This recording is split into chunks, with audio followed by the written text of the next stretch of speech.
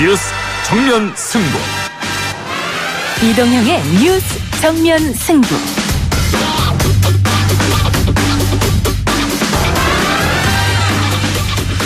청취자 여러분 안녕하십니까, 이동형입니다.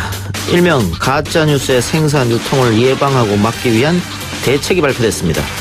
더불어민주당 허위 조작정보 대책특별위원회의 중장기 대책 발표가 있었는데요. 한번 들어보시죠. 헌법적 가치인 표현의 자유를 최대한 보장하면서도 이 불법 정보, 허위 정보 유통으로 인해서 여론이 왜곡되고 공론의 장이 파괴되는 이런 현상들은 반드시 막아야 된다고 생각을 하고요.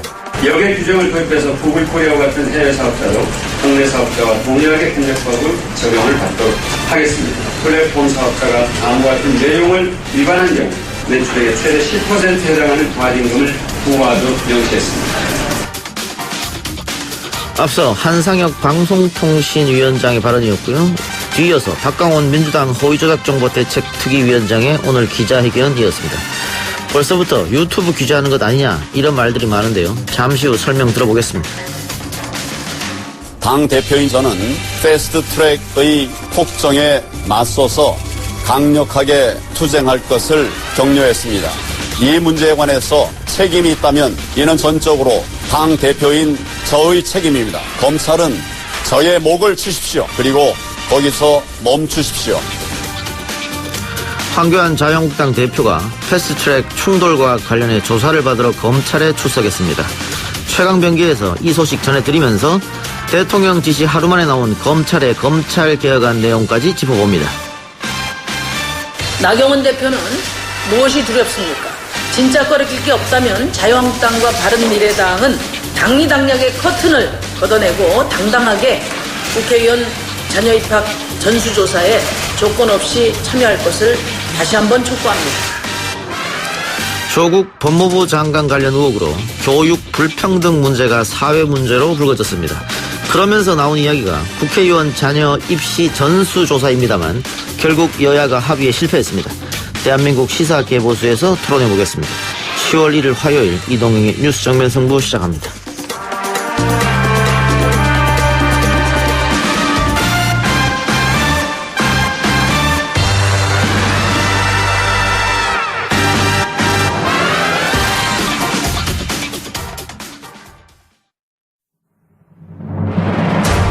이 작가는 독하다. 이 작가는 거칠다. 이 작가는 솔직하다. 이 작가는 눈치가 없다. 그는 할 말은 한다. 할 말은 한다.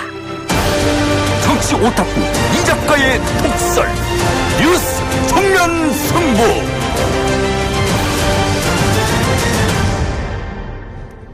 오늘 민주당에서 허위 조작 정보 관련 대책을 발표했습니다. 허위 조작 정보 개념을 두고 논란이 있었는데 이 개념을 어떻게 설정했는지도 궁금하고요.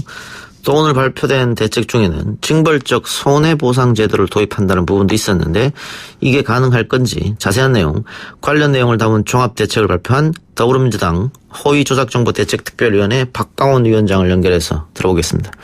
의원님 나와 계십니까? 네, 안녕하세요. 반갑습니다. 예. 자, 가짜뉴스, 허위조작정보 개념 두고 논란도 좀 있는데 네. 어디까지를 가짜뉴스로 할 것이냐, 허위조작이라고 할 것이냐, 또 지금 현행법에 명예훼손에 대한 허위사실 유포죄가 있는데 이것 말고 네. 다른 법을 넣는 것이냐, 이래서 좀 궁금한 게 많을 것 같아요. 우리 청취자들이 설명 좀 부탁드립니다. 네네. 이제 가짜뉴스는 굉장히 보편화된 말입니다만 예. 사실 이 영국이라든지 유럽에서는 안 쓰기로 했고요. 우리 학계에서도 뉴스는 가짜는 이미 뉴스가 아니다. 예. 가짜뉴스란 말보다는 허위정보, 조작정보 또는 허위조작정보라고 쓰자. 이렇게 이제 거기까지는 많이 이의가 없습니다. 예. 그런데 그러면 이 허위조작정보를 누가 규정하고 누가 그게 주체가 되는 거죠.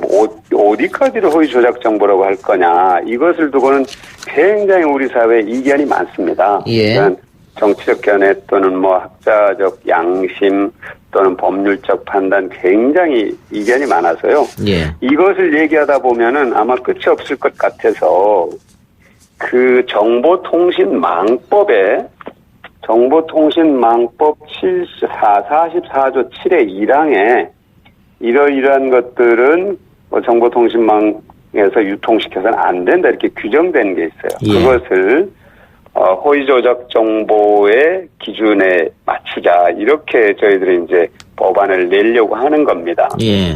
네. 지금 그동안 전문가들이 가짜 뉴스에 네. 대해서 뭐 방법이란가 대책이랄까요? 많이 대안을 내놨었는데 네. 그중에 가장 합의된 대안이라고 할까요? 예. 플랫폼 사업자의 사회적 책임을 좀 강하게 해서 플랫폼 예. 사업자들이 알아서 좀 규제할 수 있도록 그런 네. 대안을 많이 제시했었는데 이번 민주당 안에도 그게 들어가 있습니까 혹시? 맞습니다. 그러니까 이 플랫폼 사업자들은 경제적 이익을 얻고 있거든요. 예. 그 사업을 통해서. 그렇죠. 그러니까 그만큼 사회적 책임을 가져라. 거기에서 허위 조작 정보 잠깐만 더 말씀드리면 예. 선한 허위 조작 정보는 없습니다. 예예. 허위 조작 정보는 허위 조작 정보 거기서 그치는 것이 아니고 반드시 누구를 공격하거나 명예훼손을 하거나 혐오하거나 증오하거나 그걸 바탕으로 해서 차별하기 위한 거예요. 예. 그래서 이것을 어떻게든 대책을 세워야 된다는 데는 국민의 80% 이상이 동의를 하고 있고 예. 또 좀 전에 사회자 말씀하신 것처럼 그 플랫폼 사업자에게 사회적 책임을 부과하자 하는 데는 어느 정도 의견이 상당 부분 모아져 있습니다. 왜 그러냐면 자유한국당 의원들이 국회에 낸 법이 있어요. 이 관련 법이. 예. 그 의원들이 낸 법도 대체로 이 플랫폼 사업자들에게 삭제 의무, 책임인데 아주 줄여서 얘기하면은 허위 조작 정보, 남을 혐오하고 증오하고 명예훼손하고 모욕하고 공격하기 위한 그런 허위 조작 정보를 플랫폼 사업자가 모니터링해서 삭제하도록 하자 하는 그런 내용의 법안이에요. 예. 그러니까 그 부분에 대해서는 어느 정도 저는 합의가 가능하다고 봅니다. 예. 네. 그런데 지금 가장 많이 쓰는 또 플랫폼 중에 하나가 유튜브고 페이스북도 있고요. 네. 이게 해외 사업자, 그러니까 외국 기업인데 국내법으로 과연 통제가 가능하느냐 이런 의문이 있습니다. 두 가지, 그러니까 지금 말씀하신 것처럼 두 가지 쟁점이 있습니다. 근데 해외 사업자인데 그게 가능하냐? 예. 그 다음에 구글을, 하다 보면 거기에 대체로 무슨 보수 논객들을 예. 대책이 아니냐, 죽이기 아니냐, 이런 예. 두 가지 쟁점이 있는데요. 예. 최근에 구글 본사와 구글 코리아에서도 이 허위 조작 정보의 문제의 심각성을 알고 자기들도 지금 자체 대책을 마련하겠다고 발표를 했습니다. 한 일주일 전쯤에. 예. 네네. 근데 그것이 얼마나 실효성이 있을지 저희들은 궁금하게 생각하는 건데 그러면 해외 사업자인데 이게 가능하냐? 가능하냐고 우리가 미리서 지레짐작으로 할 건 아니고요. 예. 독일은 이미 법 집행을 하고 있어서 구글이나 페이스북이 이 법의 적용을 받고 있습니다. 예. 저는 이렇게 얘기를 하고 싶습니다. 아까 말씀드린 것처럼 그 여교 사업자들도 국내 대한민국에서 대한민국 국민을 대상으로 경제 행위를 하고 있습니다. 경제적 예. 이득을 얻고 있습니다. 그러면 국내에서 똑같이 대한민국 국민을 대상으로 사업하고 있는 국내 사업자들과 동등한 대우, 동등한 규제, 그게 대상이 돼야 되는 거 아닐까요? 예. 예, 그게 상식이죠. 예. 저는 국민들께서 공감하고 있기 때문에 우리가 법을 만들면 반드시 그 법을 지킬 거라고 저는 확신합니다. 예. 또 하나요. 항상 그 가짜뉴스 대책하고 같이 이야기 나오는 게 표현의 자유 침해 논란인데 네. 그 표현의 자유는 폭넓게 인정하자고 하는 것이 민주주의 사회의 기본 상식인데 맞습니다. 이거하고 충돌하는 게 아니냐 그런 의견이 있어요. 이제 그런 우려를 하시는 분들이 대체로 학자들이라든지 또는 민변 변호사님들도 그런 우려를 많이 하시더라고요. 또 예. 기자협회 여러 관계자들을 만났는데 기자협회에 일하시는 언론인들도 마찬가지인데요. 예. 제가 이렇게 얘기를 합니다. 논에 잡초가 있어요. 예. 논에 잡초가 있는데 잡초를 뽑아내는 것은 그 농작물을 지켜주기 위한 것입니다. 예. 잡초를 놔둬버리면 그 농작물이 다 못 쓰게 돼요. 훼손돼요. 예. 무슨 얘기냐면 이 허위 조작 정보는 독초와 같은 것이에요. 이걸 놔두면 이 건강한 공론회장, 멀쩡한 보도 기사까지도 다 신뢰도가 떨어지게 된다 이거죠. 예. 그러니까 이 허위 조작 정보를 강력하게 조치를 취해야 건강한 언론과 건강한 보도가 국민들의 신뢰 속에서 살아나는 것이고 그것이 표현의 자유를 더 확대하고 보장하는 길이다. 저는 예. 이렇게 얘기를 합니다. 그럼 대강 이해를 해요. 예. 그런데 표현의 자유를 또 얘기를 합니다. 표현의 자유를. 그래서 아주 표현의 자유는 게 무슨 이 무한정한 자유가 되는 게 아니고요. 우리 헌법에 보면 표현의 자유를 인정하면서 뭐라고 되어 있냐면 그 단서에 남의 표현의 자유를 해치고 남의 명예를 훼손해서는 안 된다고 되어 있어요. 공공의 안녕과 질서를 해쳐서는 안 된다. 예. 명백하게 한계가 있는 겁니다. 이 허위 조작 정보는 그 단서 조항에 해당되는 거예요. 네. 근데 그걸 법률 제도로 만들게 되면 네. 뭐 민주당이 그렇다는 얘기는 아니고요. 이거를 표현의 자유나 민주주의를 탄압하는데 이용하려고 네. 특정 세력이 특정 정권이 그렇게 악용되지는 않겠느냐 이런 걱정도 있단 말이죠. 그러니까 이제 이게 아까 삭제 의무를 부과한다고 그랬잖아요. 예. 플랫폼 사업자에게 허위 조작 정보 삭제 의무를 부과하는데 예. 마음대로 아무 것이나 삭제할 수 없도록 하기 위해서 기준을 엄격하게 정해주고요. 예. 또 그대로 지켰는지를 알리기 위해서 분기별로 투명성 보고서를 제출하도록 하는 겁니다. 어떤 예. 것을 삭제했고 무슨 기준으로 삭제했는지 이것을 방송통신위원회라든지 해당 기관에 제출하고 그 기관에 이걸 공표하도록 그런 장치, 보안 장치를 저희들이 마련을 하고 있는 예, 거죠. 예. 네. 근데 지금 저희 의원님하고 제가 쭉 얘기한 것은 뭐 플랫폼들, 뭐 국내 업자는 뭐 네이버나 다음이 될 수 있겠고요. 구글이나 또 네. 유튜브는 해외 업자가 될 수 있을 텐데 이런 온라인 미디어 말고 기존 언론 있지 않습니까? 네. 최근 뭐 조국 장관 관련 보도를 보면 검찰발 네. 소스 받아가지고 사실이 아닌 뉴스도 기존 언론에서 막 썼단 말이죠. 그럼 기존 네. 언론들은 어떻게 제재를 할 것이냐. 그 플랫폼을 이 문제- 자기들이 갖고 있잖아요. 네, 이 문제는 예. 지금 질문하신 문제는 이건 허위 조작 정보의 문제라기보다는 피의사실 유포나 수사 기밀 유출에 관한 문제입니다. 예. 네네. 그러니까 지금 당장 그 보도된 것들이 사실이 아닌지는 아직 당장 확인하기 어렵습니다. 예. 사법적 절차가 진행 중이기 때문에. 예.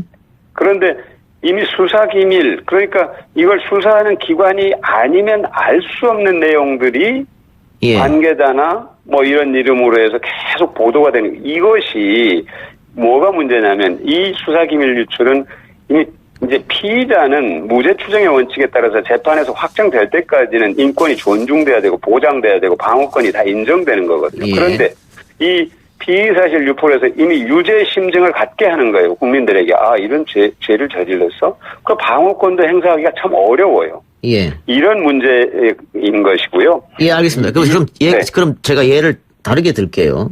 네. 왜 제가 이 질문을 드리냐면 지금 민주당에서 내는 대책 중에 6번째 언론사 정정보도 위치 합리화 있거든요. 그러니까 네. 기존 언론사에서 오보를 크게 했을 경우에 네. 그때는 어떻게 대책을 갖고 갈 것이냐 이런 예. 질문입니다.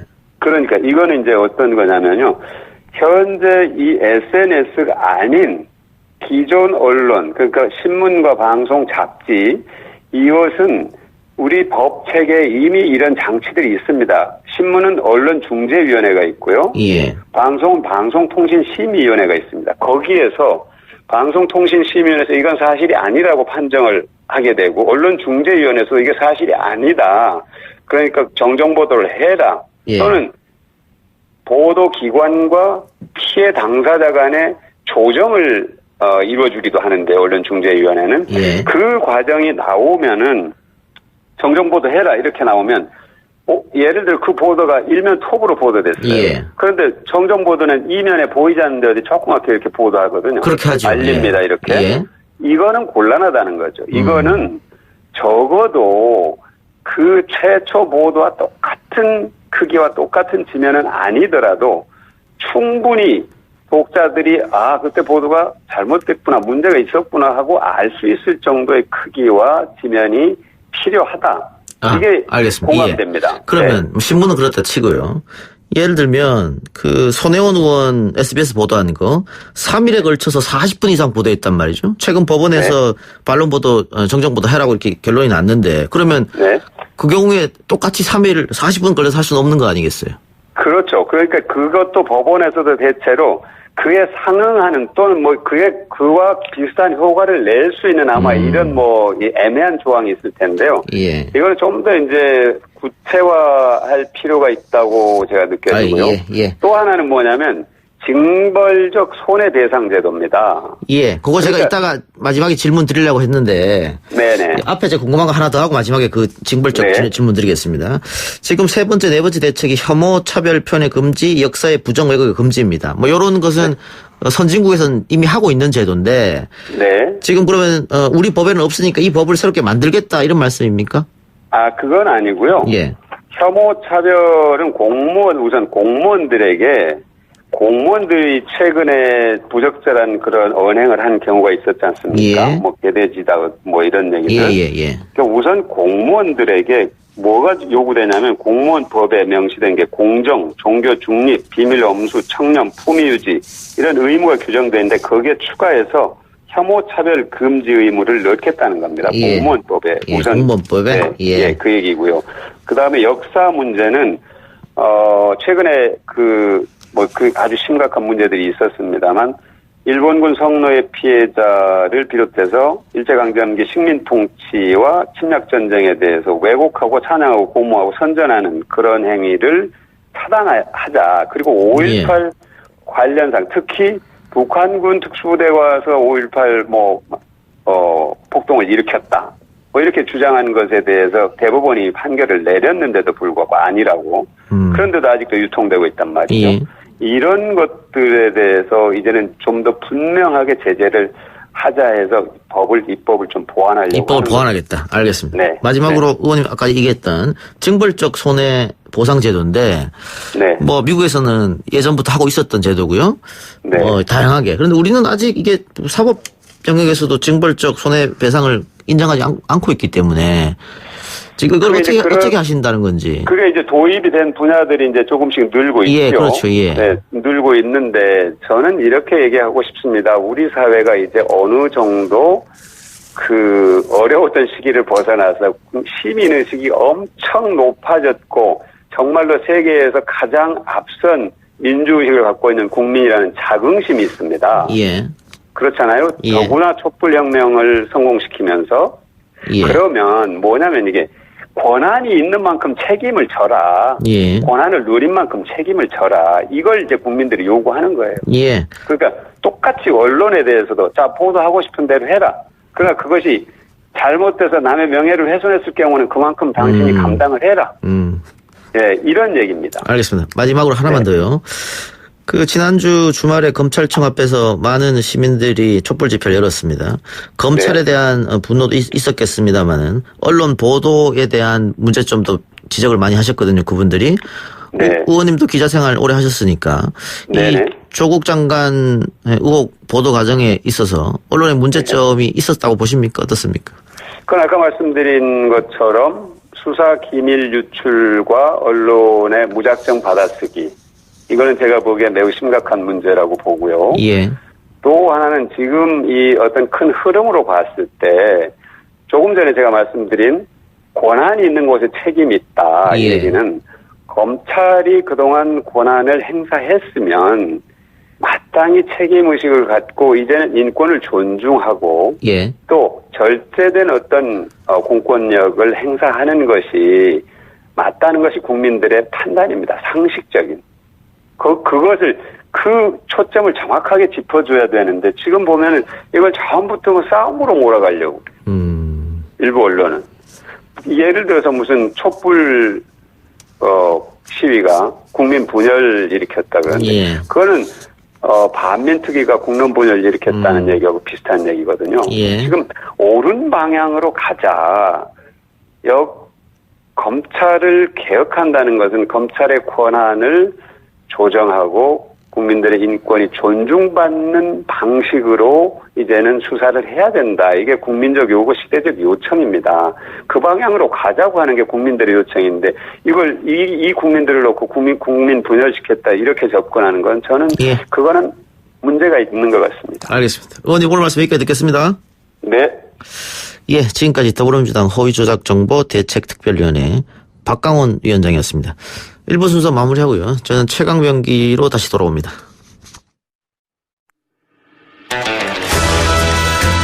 딱딱하고 지루한 뉴스가 소설보다 흥미진진해지는 새로운 경험. 놀라셨죠? 이것이 바로 이동준의 뉴스 정면 승부.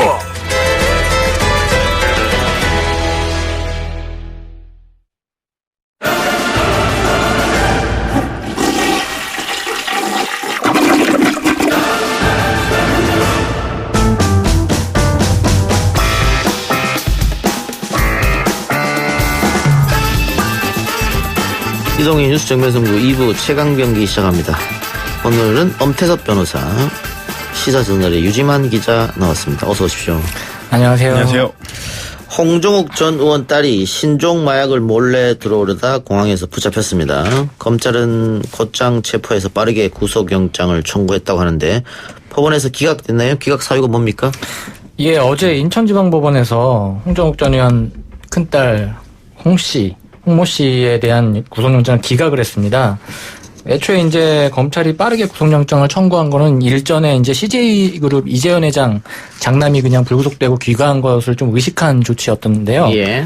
어제 인천지방법원에서는 피의자의 주거가 일정하고 증거인멸과 도주의 우려가 없다. 또한 이제 초범이고 소년인 점도 고려했다라면서 이제 영장을 기각했습니다. 예. 소년이라고요? 예, 소년. 18세 미만. 만 18세 넘지 않았습니까? 뭐 저는 언론에서는 18세 미만으로 소년범 14, 18 사이에 포함되는 것으로 확인을 했습니다. 보니까 양이 근데 상당하더라고요. 예, 이게 지금 카트리지형 대마 LSD 외에 슈퍼 각성제로 불리는 에더럴 수정을 같이 가지고 있었는데 이 LSD 같은 경우는 미국에서는 이제 1급 마약으로 분류가 돼 있거든요. 액상 대마초 같은 경우에는 뭐 우리가 몇 번 뉴스로 알려드렸던 경우가 있는데 LSD는 오랜만에 듣는 것 같습니다. 예, 이게 헤로인하고 엑스터시와 함께 이제 1급 마약으로 분류된 좀 강력한 항정 의약품인데 이거 외에 이제 여러 개의 다른 마약들을 같이 가지고 있다가 공항 세관에서 걸렸죠. 아니, 그런데 그 구속 관련해서 그 앞서 이재현 회장의 아들 때 그냥 이제 바로 귀가 조치 시켰다가 그 이후에 자진 출석하고 이제 지금 현재는 구속되어 있는 상태인데 제가 그 구속 수사 기준에 관한 지침을 보니까 마약 사범의 경우에는 원칙적으로 구속이더라고요. 사실 이번에 원칙이 뭐 그대로 원칙대로 검찰은 구속 영장을 청구했고 다만 여러 가지 구속 요건 사유 중에 뭐 주거 부정이랄지 아니면 증거 인멸, 도주 우려 이런 것들이 이제 우려되지 않는다. 거기에 덧붙여 이제 그 18세 미만이기 때문에 그 구속 영장을 기각한 것으로 보입니다. 제가 보기에는. 근데 많은 사람들이 마약, 특히 LSD를 가지고 들어왔는데 어떻게 기각될 수 있느냐 형평성을 지적하는 분들도 계시더라고요. 변호사니까 어떻게 생각하세요? 그 부분 제가 방금 전에 말씀드렸던 것처럼 사실은. 아니 본인이 어떻게 생각하시냐고. 저는 사실 그 엄격한 구속 요건만을 따진다고 한다면 일단 주거 일정하고 그다음에 증거 같은 경우는 이미 뭐 공항에서 다 확보가 됐죠. 그리고 도주 우려와 관련해서도 이미 이제 공인의 딸이기 때문에 도주 우려 부분도 다른 사람에 비해서는 좀 적다고 판단을 했을 것으로 보이고 거기에 덧붙여서 이제 그 소년범이기 때문에 소년범은 마찬가지로 구속수사 기준에 관한 지침에서 고려의 대상 중에 하나거든요. 그렇기 때문에 영장 기각은 요건만을 봤을 때는 뭐 맞지 않겠는가라는 생각은 갖고 있습니다. 홍종욱 전 의원이 빠르게 사과문을 발표했습니다. 예, 홍종욱 전 의원이 본인의 SNS를 통해 가지고 모든 것이 자식을 제대로 가르치지 못한 내 불찰이고 못난 아버지로서 고개 숙여 사과드리며 어떤 질책도 달게 밝혔다. 이렇게 입장을 밝혔습니다. 자, 유력 인사 자녀의 마약 적발이 계속해서 반복되고 있는데 공통점을 보면요. 다들 그 해외에서 유학생활 공부를 하고 그랬던 경험이 있었던 사람인 것 같아요. 그런데 처벌이 경미하니까 이런 일이 반복되는 거 아니야? 이런 주장도 있던데 어떻게 보십니까? 아무래도 이제 해외에서는 국내보다는 좀 접근성이 아무래도 상대적으로 좀 용이하죠. 그리고 또 뭐 경제적으로도 뭐 여유가 있기 때문에 더 접근성이 용이하다라고 볼 수 있을 것 같은데 사실 처벌이 경미한 부분은 이런 접근성 용이라든가 어떤 사회적인 유망, 사회적으로 이제 유망 인사라는 점 이런 것들은 처벌에 직접적으로 처벌 여부, 그다음에 어떤 양형 이런 것들에 직접적으로 영향을 미치기는 어려울 것으로 보이고 다만 이게 경미한 이유는 본인이 이것을 이제 사용하기 위한 목적으로라고 한다면 그리고 또 초범인 경우에는 뭐 이 정도 형은 적정할 것으로 보이는데 만약에 이것을 뭐 제조 혹은 유통할 목적 아니면 뭐 직접 뭐 판매를 할 목적 이런 다른 목적들까지 밝혀진 경우 그런 경우에는 지금 이 정도 수준에서 처벌해서는 뭐 말이 안 될 것이고 그보다는 훨씬 더 가중될 것으로 보입니다. 앞서 재벌가 3세들의 마약 적발에는 거의 집행유예가 나왔더라고요. 이 사건도 아마 그럼 그렇게 될 것으로 보입니까? 아무래도 지금 뭐 상습성 여부나 그다음에 아까 말씀하신 대로 본인이 사용하려는 거 외에 혐의가 밝혀지지 않는다면 비슷한 수위의 처벌이 나오지 않을까 싶습니다. 네, 알겠습니다. 검찰 이야기 해보죠. 정경심 교수를 소환하겠다는 것은 뭐 다들 예측된 건데 예. 정문으로 들어오게 하겠다. 결국은 포털라인에 세우겠다는 얘기였잖아요. 예. 그런데 오늘 뉴스 나온 거 보니까 비공개 검토로 소환하겠다. 이런 얘기가 나오더라고요. 바뀐 겁니까? 검찰의 입장이 어떻게 된 겁니까? 기류가 조금 바뀌었습니다. 사실 이제 검찰청사 1층에 정경심 교수 소환을 대비한 언론의 포토라인은 사실 추석 연휴 직후부터 예. 설치가 돼 있었거든요. 예. 지금 계속 기다리고 있는 상황인데 최근에 문재인 대통령의 발언이나 검찰 개혁 방안 중에 인권 보호 강화, 그다음에 정경심 교수 본인도 좀 몸 상태가 좀 안 좋다라는 얘기가 나오고 하면서 좀 비공개 소환을 검토한다는 얘기가 오늘부터 검찰 내부에서 나오기 시작했습니다. 예. 오늘자 조선일보를 보면 대통령 압박 먹혔나? 검찰 돌연 정경심 비공개 소환 이렇게 썼던데 어떻게 보세요? 이게 뭐 그 27일 날 대통령께서 하신 발언을 보면 예. 인권을 존중하는 절제된 검찰권 행사가 무엇보다 중요하다. 예. 그리고 30일 날은 검찰총장에게 지시한다. 개혁방안 조속히 마련해 제시하라. 예. 뭐 물론 이제 개혁방안 뭐 사법개혁이라든가 검찰개혁은 뭐 애초에 인사청문회 때부터 윤 총장에게 예. 주문했던 내용이기 때문에 예. 뭐 이 자체가 경고성 메시지라고 보기는 어렵지만 저는 그 앞서 말씀하셨던 인권을 존중하는 검찰권 행사. 예. 뭐 이 부분이야 당연한 얘기니까요. 예. 형사소송법이 대원칙이기도 하고 예. 그런데 절제된이라는 단어에 좀 집중할 필요가 있지 예. 않겠는가. 이 예. 절제된이라는 단어가 과연 밝혀진 혐의 혹은 지금 현재 수사 진행 중인 혐의에서도 좀 적절하게 해라. 적당히 해라라는 건지 아니면은 이미 그러니까 아직 드러나지 않은 그런 수사에 대해서도 훨씬 더 강화하지, 그러니까 더 밝히지 말고 예.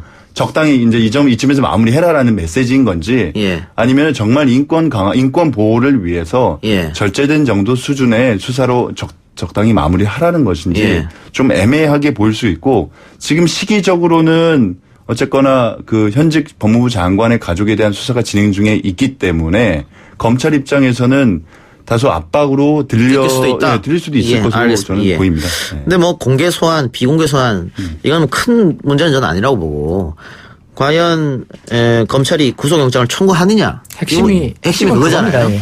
구속 불러서 30여 군데를 압수수색하고 소위 말해서 뭐 털 때까지 털었는데 구속영장을 청구 안 한다 그러면은 검찰은 스스로 우리 수사가 잘못됐다고 인정하는 것이고 예. 구속영장을 그래서 청구를 하면 할 텐데 그 뒤에 영장이 나오냐 안 나오느냐는 것은 뭐 그건 법원에서 결정하는 거니까 그건 이제 번외로 하고요. 다만 지금 오촌 조카가 구속 만료가 다가왔기 때문에 오늘 내일 그러니까 영장 실질심사까지 생각하면 오늘 아니면 내일 불렀어야 되지 않는가 이런 생각이 들거든요. 늦어도 내일까지는 소환을 해야 예. 그 오촌 조카 구속 만료 전에 좀 깊이 있는 조사를 할 수 있거든요. 예. 근데 아마 지금 오늘은 아직까지 소환을 했다, 비공개라도 소환을 했다는 소식은 들려오지 않고 않으니까 내일을 좀 기다려 봐야 될 것 같은데 아무래도 검찰은 사실상 정경심 교수를 소환하는 것은 단 한 번밖에 할 수 없지 않습니까? 예.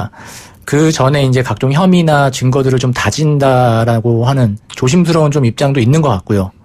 그다음에 또 뭐 정경심 교수의 몸 상태가 또 외부로 얘기가 나오면서 또 그 부분을 또 의식하지 않을 수는 없을 것 같고 이래저래 그리고 거기다 구속영장을 청구했을 때 영장이 기각되느냐 발부되느냐에 대한 고민도 있을 겁니다. 그건 당연히 있겠죠. 예, 그런데 일각에서 불구속 기소할 수도 있다 이런 얘기가 들리거든요. 예. 그런데 제 상식으로는 특수부 검사들이 이렇게 붙어가지고 불구속 기소한다? 그것도 말이 안 되는 거잖아요. 뭐 물론 체면의 문제로 접근하면은 그럴 수는 있지만 뭐 검찰 입장에서 이렇게 얘기할 수도 있죠. 불구속 수사가 원칙이다. 불구속이 원칙이고 단 뭐 구속 사유가 뭐 구속 사유라고 한다면 앞서 또 제가 계속해서 반복적으로 말씀드린 것처럼 혐의 어떤 유죄냐 무죄냐의 여부가 아니라 뭐 도주 우려라든가 증거인멸, 주거부정 이런 아주 형식적인 요건에 해당이 되기 때문에 불구속 수사, 불구속 기소를 한다고 하더라도 어떤 법리적으로 형식적으로 뭔가 이렇게 공격하기는 좀 어려울 것 같고. 법리적으로 그렇다 치고 그러면 정치적으로 가봅시다. 검찰이 불구속 기소를 한다거나 구속영장을 청구했는데 기각이 됐다거나 하면은 이 검찰의 후폭풍이 상당할 텐데요. 굉장히 부담을 느낄 텐데 검찰이. 특수부가 제대로 수사해서 제대로 잡아냈느냐부터 그렇죠. 시작을 해서 사실상 지금까지 언론을 통해서 제기된 의혹들을 합친다면 사실은 정경심 교수에 대한 구속영장을 청구하는 것은 거의 기정사실이었거든요. 근데 그것도 청구하지 않는다라고 한다면 뭐 지금 인권 얘기가 나오기 때문에 뭐 불구속 수사가 원칙이다라고 말은 할 수 있겠지만 그동안 특수부의 수사 방식이나 이런 걸로 봤을 때는 뭐 사실상 윤석열 검찰총장이 물러나야 되는 거 아니냐라는 얘기까지 나올 수도 있고 나올 정도로 검찰 패배다 이렇게 볼 수 있다 이 말이죠. 이것도 마찬가지 그 구속수사 기준에 관한 지침 보면은 사기나 횡령, 배임 뭐 이제 이런 혐의들이 지금 포함이 돼 있는데 원칙적으로는 구속수사로 되어 있어요. 이제 금액 규모라든가 이런 것들 보았을 때 뭐 여러 가지 단서가 있긴 하지만 그럼에도 불구하고 이번에 대통령께서 인권을 강조하셨기 때문에 어떤 판단을 할지 저도 좀 궁금한데요. 자, 대통령의 지시 하루 만에 검찰이 개혁 방안을 발표했습니다. 어떤 내용입니까? 어제 문재인 대통령이 윤석열 검찰총장에게 직접 개혁 방안을 제시하라라고 지시를 하자마자 하루 만에 오늘 발표를 했는데요. 뭐 여러 가지 사항을 제쳐두고 이제 핵심적인 것은 3가지입니다. 전국에 7개 검찰청에 있는 특수수사부를 폐지하고 3개만 남겨놓겠다라는 방안과 그다음에 검찰 외부로 파견 나가 있는 각 기관에 파견 나가 있는 파견검사 전원을 복귀시켜서 형사 공판부를 강화하는 인력으로 충원하겠다는 부분이고요. 그다음에 그동안 검사장급 이상 인사에게 제공됐던 전용 차량을 폐지하겠다. 이 3가지를 내놨습니다. 전용 차량 폐지 문제는 뭐 지난번부터 계속 언급됐던 것이고 감사원에서 문제가 있다고 지적했던 부분이니까 그건 당연히 폐지돼야 하는 문제 같고요. 지금 특수부를 지방에만 폐지한다. 그럼 이 말입니까? 서울중앙지검을 포함해서 3곳만 남겨놓고 폐지를 한다는 건데 나머지 2곳을 어디로 할지는 추후 논의를 통해 결정하겠다고 입장을 서울중앙지검은 왜 잔류를 하는 거죠? 서울중앙지검 같은 경우에는 사실상 뭐 특수부의 핵심적인 자리이긴 합니다. 중앙지검 현재로서는 뭐 조국 장관에 대한 수사도 있고 그다음에 아무래도 핵심 중에 핵심을 놓쳐서는 이제 검찰의 특수수사 자체가 좀 와해될 수 있다는 좀 우려가 좀 있는 것 같습니다. 알겠습니다. 그 노무현 정권 때부터 이명박, 박근혜 계속해서 검찰의 중수부를 폐지하려고 했었잖아요. 너무 막강한 권한을 갖고 있다. 그래서 안 됐습니다. 안 되다가 박근혜 정권 때 이제 폐지가 됐는데 결국은 그 중수부에서 하는 일 다 지금 특수부에서 하고 있지 않느냐. 그럼 뭐하러 폐지했냐 이런 얘기도 있단 말이죠. 사실 그렇죠. 검찰총장의 직할부대였던 중수부만 폐지했을 뿐이지 서울중앙지검의 중수부와 같은 조직을 이미 차려놓은 거다라는 지적은 계속 있었습니다. 뭐 정권 초반부터 적폐 수사를 해야 되기 때문에 좀 특수부가 강화된 측면도 있고요. 그래서 제가 우아스러운 게 서울중앙지검 등 3개청만 특수부를 유지하고 나머지는 폐지한다고 했을 때 과연 효과가 있느냐 그러면. 과거 중수부 역할을 특수부가 했던 것처럼 특수부 역할을 서울중앙지검 특수부에서 하면. 그러니까 이게 효과를 따지기는 어려울 것 같아요. 사실 부서를 폐지하는 것과 진짜 그와 관련된 수사를 정말로 접고 더 이상 안 하겠다라고 공표하는 것, 뭐 그건 사실 어려우니까 어려운 문제라고 보거든요. 이게 뭐 특수에서 이름만 바꿔가지고 얼마든지 할 수 있는 과거에 그랬던 것처럼 할 수 있다라고 보고 그래서 또 그럼에도 불구하고 일부 기업 범죄라든가 유력 인사에 대한 수사는 필요하니까 어쨌거나 좀 수사 인력이 더 필요하기 때문에 특수부 자체를 부정하기는 좀 어렵지 않을까. 알겠습니다. 검찰이 개혁 방안을 발표했고 또 여기 뭐 국회가 또 검찰의 힘을 빼는 개혁 방안이 있으니까 패스트트랙 올라가 있기도 하고 좀 지켜보고요. 자, 그런데 지금 이런 가운데 대검 내 요직이죠. 감찰본부장 또 대검 사무국장 이 지금 공석으로 있습니까? 아직까지 공석이었습니다. 감찰본부장, 대검 감찰본부장과 사무국장 2자리인데요. 개방직인, 그러니까 대검 감찰본부장은 개방직인데 검사 비위에 대한 감사를 총괄하고 특히나 검찰총장의 바로 밑에서 직무를 수행합니다. 그래서 그 범죄 혐의가 검사의 범죄 혐의가 발견될 경우 수사로 전환할 수도 있기 때문에 뭐 대검에서는 핵심 중에 핵심 요직 중에 하나고요. 그다음에 대검 사무국장인 경우에는 일반직의 경우에 올라갈 수 있는 최고 자리입니다. 대검의 예산이나 인사 등을 총괄할 수 있는 자리인데 그동안은 항상 검찰총장의 최측근 수사관들이 이 자리에 올라갔었는데 이번에는 바뀐 걸로 알고 있습니다. 일단 이 감찰본부장도 역시 검찰총장의 최측근들이 보통 했었죠. 그렇죠. 그렇죠. 근데 두 자리가 이제 공석인데 조국 장관이 인사권을 활용하겠다 얘기를 했기 때문에 이 자리가 이제 바뀔 것이다. 검찰총장의 핵심 인사가 아닌 다른 사람이 들어갈 것이다. 이런 추측이 지금 있는 것이죠. 그래요. 아직 누가 될지는 모릅니다만은 한번 두고 보고요. 근데 이렇게 되면 또 검찰총장 측에서 약간 불만이 있을 수 있는 거 아닙니까? 뭐 인사권자의 명 아니겠습니까? 인사권자의 명이니까 그래요. 오늘 자유한국당 황교안 대표가 검찰에 자진 출석했는데 검찰에서 황교안 대표를 부른 적이 없거든요. 경찰도 부른 적이 없고 왜 자진 출석했습니까? 오늘 오전이었죠. 대표로 가셨다고. 직접 자유한국당의 당 대표로서 모든 지금 수사선상에 올라 있는 모든 의원들을 대신해서 대표로 자신이 출석했다라고 남부지검에 출석을 했죠. 그래서 이 멘트, 그러니까 그 출석하면서 밝힌 코멘트도 제 목을 치고 거기서 멈춰라. 그리고 당에 당부한다. 수사기관에 출두하지 말고 여러분은 당대표의 뜻에 따랐을 뿐이다. 그리고 또 한편 문재인 대통령에게는 야당 탄압을 중단하라. 그리고 조국 수사에 집중하라. 뭐 이런 식의 메시지를 던졌습니다. 야당 탄압을 중단하라. 조국 사태에 집중하라. 이 얘기는 야당이 당수니까 충분히 할 수 있다고 보고요. 그런데 대한민국이 법치국가인데 수사기관에 출두하지 마라. 이건 좀 안 맞는 거 아닙니까? 안 맞죠. 물론. 일반 국민이 예를 들어 그 경찰이나 검찰에서 오라고 하는데 안 가면 됩니까 그거? 그러니까 뭐 당연히 안 갈 수는 있죠. 이미 임의 수사기 때문에 현재는 지금 강제 수사가 아니고 임의 수사 단계에서는 본인의 의사에 따라서 안 갈 수 있습니다. 그러다가 이제 나중에 어느 정도 혐의가 입증이 되고 증거가 좀 발전이 되었을 때는 강제 수사로 전환해서 강제 소환을 할 수도 있는 것이죠. 그런데 사인이 뭐 어쨌든 당대표이긴 하지만 사인이지 않습니까? 사인이 다른 사인의 어떤 혐의로 수사기관에서 출석 요청을 했음에도 불구하고 가지 마라라고 이렇게 얘기할 수는 없고 또 그 말 자체가 뭔가 뭐 강제력을 가진 것도 아니고요. 좀 부적절하게 느껴지는데. 알겠습니다. 뭐 이 건도 어쨌든 검찰로 넘어갔기 때문에 어떻게 수사가 이루어질지 지켜봐야 될 것 같고요. 당직자 같은 경우에는 계속 소환을 거부 못 합니다. 강제 집행에 들어갈 경우에. 근데 지금 국회의원들은 계속 소환 거부한다고 해서 뭐 체포를 한다든가 강제 집행을 못 하지 않습니까? 그럼 어떻게 되는 겁니까? 통상은 3번 정도 출석 요구에 불응할 경우에는 이제 체포 절차를 밟게 됩니다. 근데 뭐 당직자 같은 경우에는 그게 가능한데 제 의원들에 대해서는 좀 어렵다. 하죠. 진짜 회기 중에는 어려운데 뭐 그럼에도 불구하고 이제 영장 근데 이게 그때까지 이렇게 계속 버틸지 아니면은 버팀에도 불구하고 계속 소환 요청을 할지 그것도 의문이긴 해요. 사실은. 이게 혐의 자체가 뭐 과거 그 패스트트랙 전국 당시에 이제 최이배 의원에 대한 뭐 감금이랄지 뭐 이런 것들인데 뭐 물론 그것도 형량이 적지는 않습니다.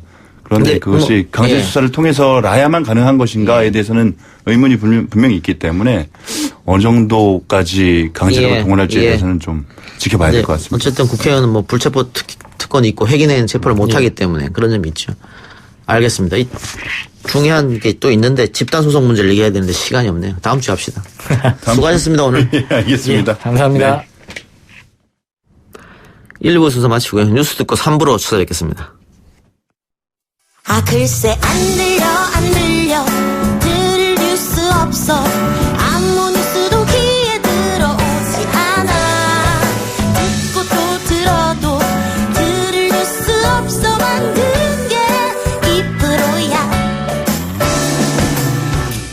이동영의 뉴스 정면 승부.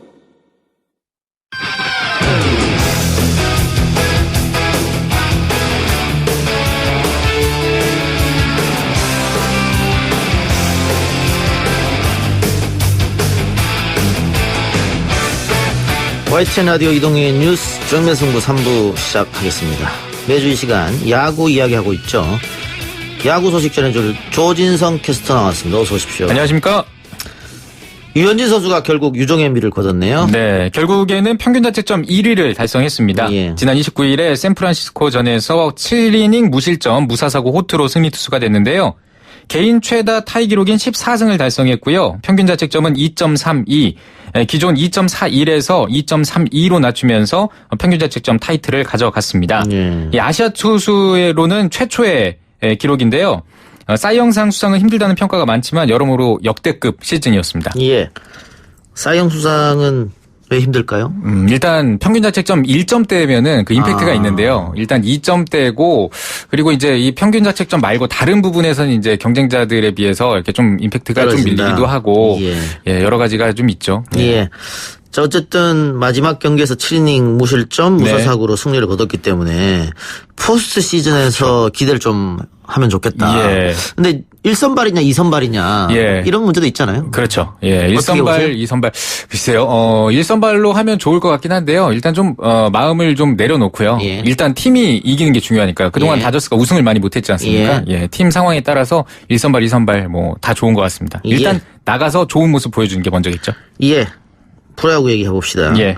정규리그 우승이 결정됐습니까? 안 됐습니다. 안 됐어요? 오늘 됩니다. 오늘. 오늘 예. SK가 어제 경기 이기면서 현재 반경기차 선두에 올랐는데요. 오늘 두산이 승리를 한다면 두산이 우승을 합니다. 예, 승무패가 다 같거든요. 만약 이기게 되면은 승무패가 같은데 승자승 원칙에 의해서 두산이 더 많이 이겼어요. SK를. 예. 그래서 이제 두산이 이기게 되는데 오늘 비기거나 지면 안 됩니다. 이겨야지 두산이 우승을 하는 거고 비기면 SK가 우승합니다. 오늘 예. 단두대 매치입니다. 예. 두산이 승리하면 두산이 우승. 예. 지면 SK가 우승 이렇게 그렇죠. 되겠네요. 예. 그러면 오늘 두산 경기를 봐야 오늘 두산이 어디하고 합니까? 두산과 NC가 하는데요. 이 두 팀의 상대 전적이 올 시즌 상대 전적이 동률이에요. 동률. 예, 14경기 붙었는데 7승 1무 7패. 15경기 붙었군요. 예. 지금 동률인 상황이기 때문에 어떻게 될지 모르고요.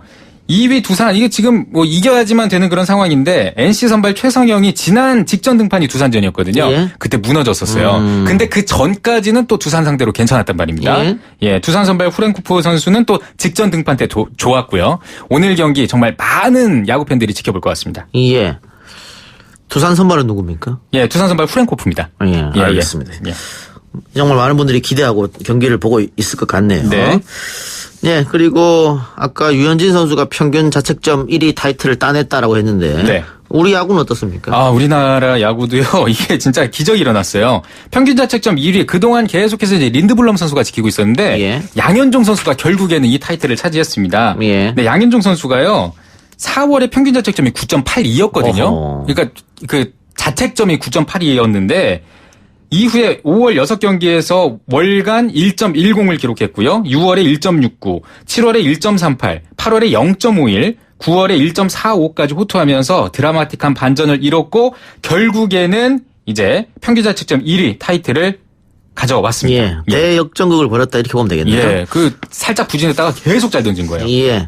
오늘 조 캐스터가 LG 유니폼을 입고 스튜디오에 나왔는데 라디오로 들으신 분들은 모르겠습니다만은 유튜브로 지켜보시는 분들은 LG 유니폼을 입고 왔는데 왜 다저스 유니폼 없냐고 계속 물어보시는데 제가 안 샀습니다. 그래서 예전에 이제 제가 한 시즌 동안 이거 다 샀거든요. 10개 구단 걸 다 샀거든요. 프로야구. 다음 주는 사실 이제 키움 거를 입고 와야 되는데 제가 넥센 거밖에 없어요. 그래서 다음 주는 살짝 테이프로 가리고 오든지 좀 강구를 하겠습니다. 근데 이 LG 이동현 선수가 은퇴를 선언했네요. 예, 맞습니다. 제가 그 전에 이제 은퇴 의사를 밝혔다고도 전해드렸었는데 29일에 홈구장인 잠실 야구장에서 이동현 선수의 은퇴식을 가졌습니다. 7회 초에 나와서 한타자 박세혁 선수를 삼진으로 잡아내고 이제 19년 동안 선수 생활을 마쳤는데요. 이동현 선수 로켓이라는 별명이 있는데 팔꿈치 인대 수술 3차례나 받고도 팀이 어려울 때마다 항상 이렇게 도움을 주던 선수인데요. 그래서 많은 LG 팬들이 눈물을 흘렸고요. 이동현 선수의 이 헌신을 많은 LG 팬들이 또 기억할 것 같습니다. 예.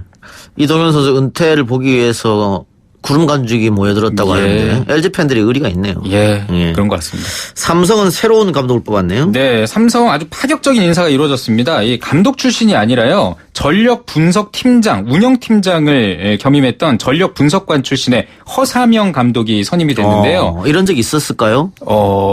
뭐 다른 팀을 보자면 약간 그 염경엽 감독이라든지 이런 약간 그 분석하고 이런 것들에 능한 이런 분들이 감독이 되면서 좀 좋은 성적들을 내서 그 흐름에 좀 올라탄 것이 아닌가 이런 생각이 좀 드는데요. 굉장히 파격적인 인사라는 평가가 이어지고 있습니다. 예. 삼성 팬들이 기대가 많겠네요. 예. 알겠습니다. 각 팀의 외국인 선수 잔류 여부도 궁금한데요. 예. 제가 한번 정리를 해봤는데요. 짧게 하겠습니다. 이거는 제 예상이 아니라 SBS 스포츠 김정준 위원에게 들었던 내용인데요. 한번 버무려서 좀 얘기를 해보겠습니다. 일단 SK는요. 산체스는 잔류할 것 같습니다. 근데 이제 너무 잘하면 또 미국이나 일본에 뺏길 수도 있는데 그럴 것 같지도 않고요. 그래서 잔류할 것 같고요. 소사 역시도 뭐 버릴 이유가 없습니다. 뭐 LG 시절의 위력투는 아니지만 나쁘지 않았고요.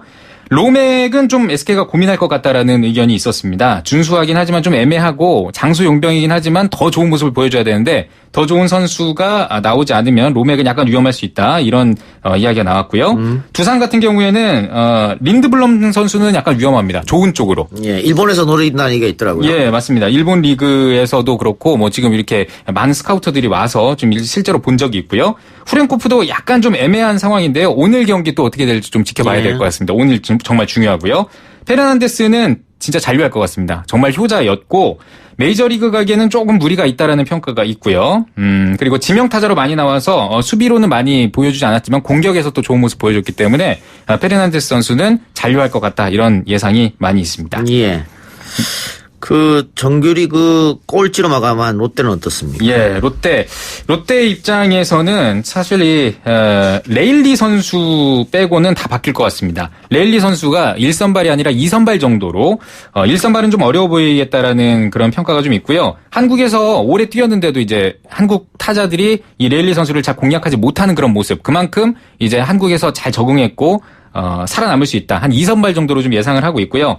다익손 선수는 바뀔 것 같다라는 생각이 많이 들어요. 이닝 소화 능력도 약간 물음표가 있는 데다가 성민규 단장이 아마 1선발급 그러니까 레일리를 2선발로 내리고 그러니까 1선발급 에이스 선수를 데려오지 않을까 이렇게 예상을 하고 있고요. 윌슨도 지금 바뀔 거라는 예상이 있습니다. 내부에서 유격수 포지션에 그 외국인을 생각한다라는 얘기가 나오고 있거든요. 그래서 레일리 빼고는 롯데는 다 바뀌지 않을까 이렇게 예상을 합니다. 롯데도 감독 교체가 결정이 됐죠? 외국인 감독으로 교체를 하겠다. 예. 다만 누군지 확정은 되지 않았고. 제가 지금 업데이트가 안 된 줄 알고 깜짝 놀랐습니다. 로이스터 감독이 지금 국내에 들어왔다는 그런 소식까지도 있습니다. 예. 어쨌든 칼바람이 부는 시절이 다시 돌아왔네요. 네, 지금 뭐 방출도 한 7명인가 됐고요. 지금 대대적인 개혁을 꾀하고 있는 롯데입니다. 알겠습니다. 오늘 말씀 고맙습니다. 예, 감사합니다. 네, 지금까지 조진성 캐스터였습니다. 이 작가야, 궁금하다. 이 작가야, 문자 줄게. 질문다오. 여러분은 지금 웃으며 정보를 입수하고 편안하게 참여하는 이동형의 뉴스 정면 승부와 함께하고 있습니다. 생방송에 참여하고 싶은 분들은 샵 0945, 우물정 0945번으로 단문 50원, 장문 100원의 문자 메시지를 보내주시거나 예스 앱으로는 무료로 참여할 수 있습니다. 지금 바로 보내주세요.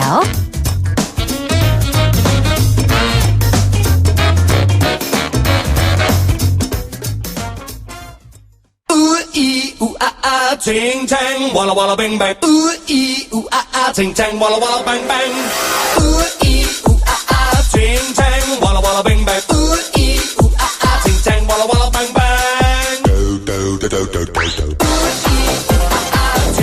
대한민국 시사 개보수 시간입니다. 바른미래당 이준석 최고위원, 박지원 변호사, 개그맨 강성복 씨 나왔습니다. 어서 오십시오. 안녕하세요.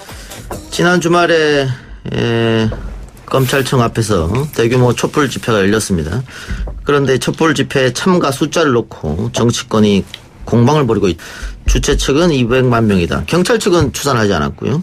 자유한국당은 200만 명은 터무니없는 숫자다. 오늘 나경원 대표가 얘기했던 것은 5만에서 10만 사이다. 이렇게 얘기를 했습니다. 제가 봤을 때 숫자가 그렇게 중요한가 싶습니다만 어쨌든 촛불 집회의 숫자 논쟁 세 분 입장은 어떻습니까? 차례로 들어보죠. 이준석 최고위원은 분석을 많이 했더라고요. 제가요 무슨 심도 있는 분석을 한 게 아니라 이런 거예요. 그러니까 그 해당 지역 같은 경우에는 지금까지 광화문 같은 경우에 딱 사진만 봐도 지난번보다 많이 왔군 이게 되잖아요. 딱 어디까지 차면 어떤지 감이 오잖아요.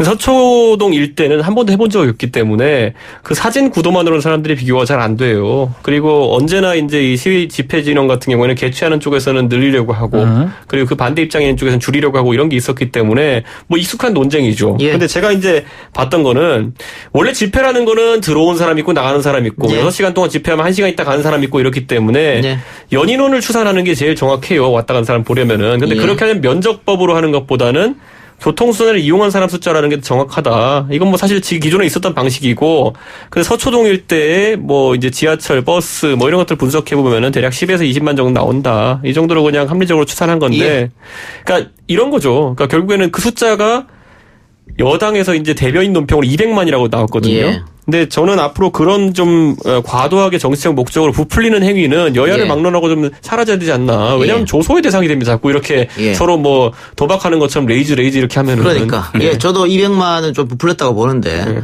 그렇다고 5만이다 10만은 또 너무 줄인 거 아닌가. 삼국지 보면요. 항상 100만 대군이라 그래요. 뭐 50만 대군, 10만 대군 뭐. 근데 사실은 지금 보면 그게 안 맞다고 알려져 있는 건데. 근데 문제는 이제 뭐 다들 분석을 했어요. 뭐 박성준 의원도 분석을 하고 했는데 그 분석 그거보다는 그 열망이라든지 그 열기 드론을 전 봤습니다. 드론을 찍은 거 봤을 때는 제가 뭐 항상 거기 있기 때문에 서초동에 골목골목에 사람이 참 많더라고요. 그래서 그 숫자보다는 일단은 그 열기가 중요하다는 생각이 들고 한편으로는 또 이렇게 5만이라고 얘기하니까 자극이 될 것 같아요. 돌아온 토요일 날 또 어느 수가 될지 또 기대가 되는 상황입니다. 강성호 씨. 말씀하는 사람을 이렇게 보는 거예요. 그분들이 어떤 목적을 가지고 이야기를 하나라는 생각, 물론 부풀린 것도 있는 것 같아요. 그런데 5만이라는 숫자는 비교되는 사진들을 갖고 나오는 걸 보면은 참 이상한 게 그 적다고 표현하는 분들의 사진을 보면 낮이에요. 그리고 많다고 얘기하는 분들은 밤이에요. 이런 것 좀 이렇게 서로 아전인수가 안 됐으면 좋겠습니다. 근데 이걸 제가 한 가지만 지적하고 싶은 게 원래 이걸 정확하게 측정하는 방식이 있어요. 그게 뭐냐면 휴대폰 셀타워에서 나오는 걸로 할 수 있거든요. 근데 이게 과거에 박근혜 대통령 탄핵 집회 때 보면은 6차 촛불 집회가 굉장히 많았는데 그게 이제 휴대전화 뭐 국민이 한 개씩 들고 다니는 확률이 높죠. 그래서 53만 정도로 나왔었거든요. 근데 그때 이제 알려진 게 뭐냐면은 실제 6차 집회가 뭐 200만 명이 왔다, 180만 명 왔다 이랬는데 실제 53만 명이 왔었어요. 근데 그 정도로 추산치와 이거는 부정확한 그 정도가 있고 저는 예전에 이걸 보고 싶어요. 그러니까 민중총궐기 때도 비슷한 방식으로 했을 때 26만 명 정도 이제 왔었거든요. 근데 저는 이제 상대적인 비교는 가능하겠죠. 이게 뭐 굳이 진영을 나누자면은 그 민중총궐기 오셨던 분들과 그리고 지금 오셨던 분들이 아마 좀 진영이 비슷하다고 좀 보는데 그렇다면은 상대적인 비교로 그때 메시지에 비해서 지금이 얼마나 공감을 사고 있냐는 살펴볼 수 있는 그냥 사회과학적 의문이 생기겠죠. 그럼 그때 광화문에서 이렇게 모였을 때 그 많이 모였잖아요. 광화문 촛불 때. 그때 휴대폰이 안 된 적이 있었습니까? 그거는요. 휴대폰 용량 셀 용량이라는 건요. 애초에 서초구 일대라는 곳은 그런 집회라는 곳이 아니기 때문에 통신사에서 셀타워를 얼마나 많이 배치했느냐에 따라 다른 겁니다. 자, 정리합시다. 그 강성호 씨가 아전인수식 해석이라고 그러는데 저도 거기에 동의하고 이준석 위원이 광화문 얘기했으니까 광화문 광장에 100만 명 왔다고 언론 보도가 났을 때 역시 교통수단으로 분석했거든. 지하철로. 그래서 광화문과 서울광장 인근 12곳 역 이용 고객 154만 명이었어요. 그렇죠. 그래서 같은 동기 그러니까 1년 전 동기 70만 명보다 2배 이상 늘었다. 거기다가 지하철 수송 분담률이 37%니까 당연히 100만 명을 넘었을 것이다. 이게 추산이 됐단 말이죠. 그렇죠. 그래서 지금 이번에 언론 보도 특히 보수 언론에서 나오는 것은 같은 기준으로 해서 서초 교대 이용 고객이 10만 명이다 지하철. 그러니까는 10만 명 정도밖에 안 될 것이다 이건데 여기에다가 교대 서초에서도 고속터미널까지 포함하고 그리고 시간을 오후 5시간에 12시로 잡으면 43만 명으로 늘어나거든요.